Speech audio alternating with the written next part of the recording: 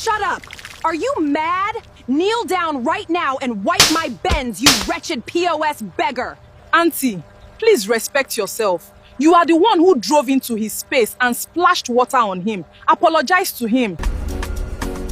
That was the sound of a mistake that would cost 5 billion naira. Everyone prays to marry a billionaire, but nobody wants to treat the street beggar with respect. Every single person praying for wealth needs to hear this story, because sometimes what looks like dirt is actually disguised gold. And if you judge people only by their covers, you might lose the very thing you've been praying for.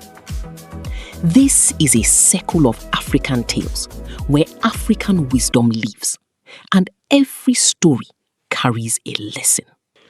Bode had the kind of money that didn't argue. He wasn't loud, he wasn't flashy, but his presence spoke volume. Real wealth. The kind of money that simply solved things without asking questions. At 27, he owned mansions, Maybachs, and a real estate empire in Lagos. But on the inside, Bode was tired. Not of work, but of people. Everyone he met only saw his bank account. To them, he wasn't a person, he was a transaction. So he decided to play a game, not for fun, but for truth. Bode parked his cars, dropped his luxury suits, and stepped out onto the dusty streets of Lekki under the hot sun. He set up a faded green umbrella and disguised himself as a struggling POS operator. For days he sat there. He watched the world pass by. He saw how the rich elites rolled up their windows. He saw how the street hawkers ignored him. It was a lonely place, because in this world, poverty makes you invisible. But one afternoon, everything changed. Her name was Chidinma. She was a nurse. She didn't walk with arrogance. She walked with grace. You have been sitting under this wicked sun since morning. Bags, drink this Coca-Cola before Lagos heat melts you. My treat. Pity. Seeing him exhausted under the wicked sun, she didn't look down on him. She bought an ice-cold Coca-Cola, paid from her own little pocket, and placed it on his angel in Lagos. Sister, I hope you know I don't have money to no pay you motives, back. In this economy, free things are traps. She just saw Just drink it, Mr. Philosopher. Please, I need to do a withdrawal. 2,000 naira. Use your money point machine. Their network is always the fastest. Act of kindness, you don't realize you are shifting destiny. Because moments later, a shiny red Benz swerved off the road and splashed dirty, muddy water all over Bode's stand. The door opened, and out stepped Vanessa. Vanessa was a girl who wore her beauty like a weapon. She had the sleek hair, the fitted clothes, the confidence of someone who had never been denied anything in her life. She was also the woman Bode's family had arranged for him to marry. But because he was in his dirty POS clothes, she didn't even recognize him. She looked at him from head to toe with absolute disgust. She degraded him. She insulted his hustle. Chidinma tried to defend him, but arrogance doesn't listen to reason. Vanessa didn't just insult him.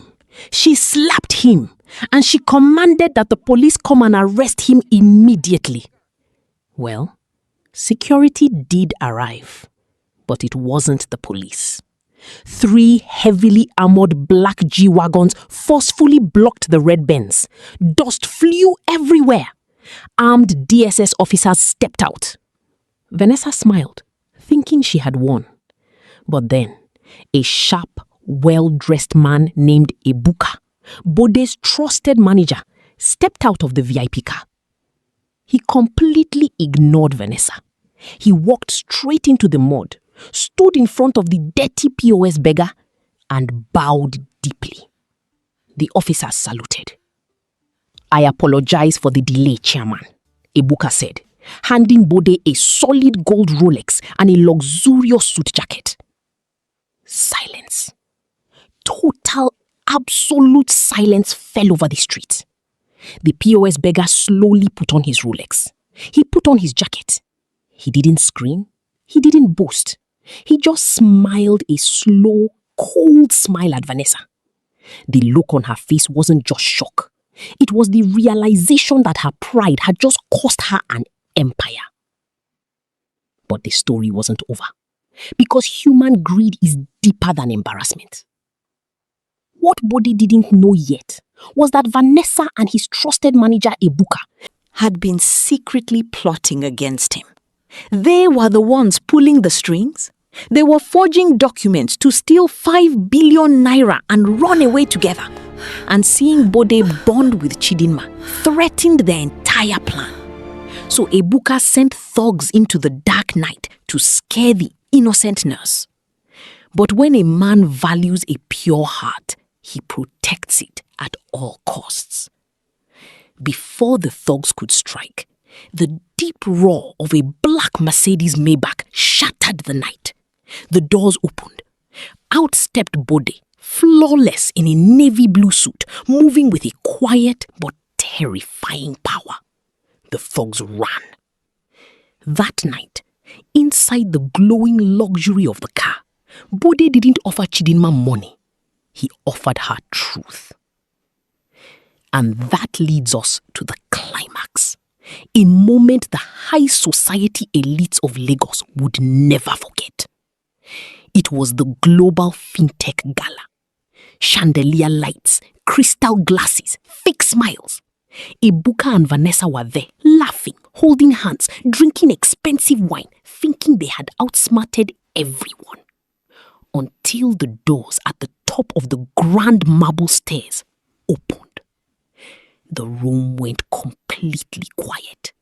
Bode stood there in a sharp tuxedo, and on his arm, holding him closely, was the simple street nurse, Chidinma, now glowing in a gold evening gown. They didn't walk down, they glided. Vanessa dropped her glass. Ebuka froze. Bode walked directly to the stage. He didn't make a loud scene. Real power is never loud. He spoke calmly, holding up the forged financial documents. Word by word, he exposed their fake love, their affair, and their theft right in front of every investor and elite in the city. Panic set in. Ebuka tried to turn and run to escape through the massive wooden doors. But standing right inside the ballroom, blocking the exit, were 4 armed DSS officers waiting in the shadows. It was over. Not violently, but finally. Silver handcuffs were locked onto their wrists. And as the arrogant Vanessa was marched out of the glittering hall in shame, she looked back. She didn't just see a billionaire. She saw the beggar she had slapped. Because sometimes, the way you treat people when they are at their lowest determines if you will ever share in their highest. So now, let me ask you, who do you think really ruined Vanessa's life?